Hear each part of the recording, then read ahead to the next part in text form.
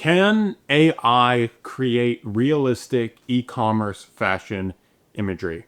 We've seen AI start to be used more and more, and people are claiming that it is going to replace a lot of people in the fashion and creative industry, especially. And one of the use cases for this is e-commerce photography.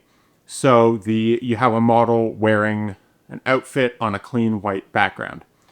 And it seems like it should be pretty easy for AI to do. So I decided to put it to the test to see how well it can actually manage. So the images I took were from this recent campaign that I shot. If you want to see the whole behind the scenes, it'll be linked here. I tried Nano Banana for this, and then I also ran it through GPT-5 image generation just to see what each of them could get. I started with one image just to see how it looked. I gave a reference file, gave it a quick prompt to create the particular look, and then see where we got from there. Initially, I was pretty impressed. The image could actually essentially function as an e-commerce shot for the fashion brand.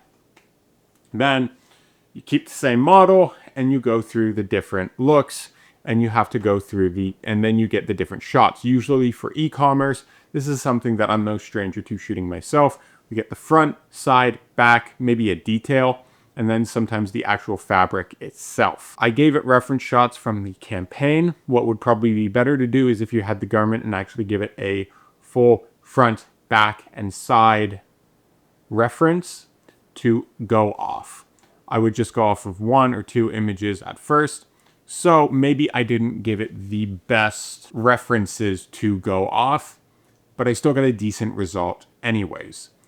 But they're not perfect. The biggest things that I found was that there would be differences in how the clothing would appear on the AI model to how the clothing actually is. And the further you go through this, the more it'll kind of get confused and jumbled around a little bit. Even using Nano Banana Pro, the further you would go and you go, okay, now give me the same for this outfit. Give it all the reference images, and then it starts getting a little funky. The model might start changing, the pose might be a little awkward, feet or legs or whatever might be in a weird kind of way that legs don't really bend necessarily, or the outfit slowly becomes less like the original, which is the biggest thing, is that the clothes have to look, especially for e-commerce, the clothes have to look like how they actually do. Because you're promoting these clothes that people would go and buy, so they have to naturally look like what the clothes would in person. I found that the further you would go, they start to go off in a particular direction, and sometimes I'll even say, reference the original one, and it'll get confused, and I'll get the wrong thing. Then I decided to give it like 10 different looks, and I'm saying, okay, give me these style shots for all of these.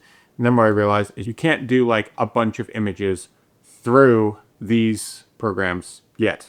If you know of one that you can get multiple images back out of, let me know, as I'll try it out as well. But for now, you would just be getting one image back at a time. So you'd have to give a look and you say, okay, give me the front, gives you the front.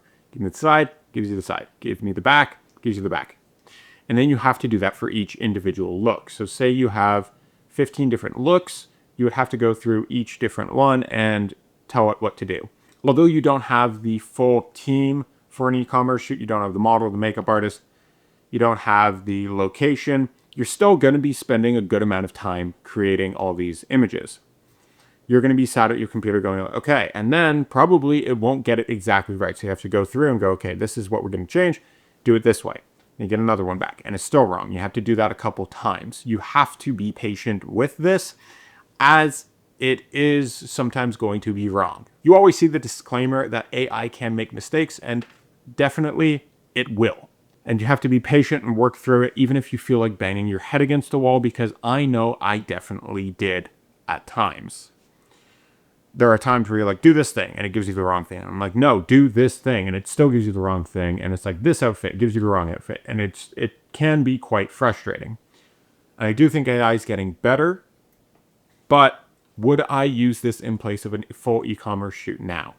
If a client said, hey, I can either pay you this amount to do it through AI or this amount to shoot it, I would rather just shoot it because I know the guaranteed result I'm going to get. And with AI, I don't know that guaranteed result yet. This is something that in the future, partially why I'm playing around with all these things, is to learn to get better at AI image generation and how to prompt AI and how to get a better result out of it that is guaranteed. So I can do that for clients who want this, because at the end of the day, they still need images.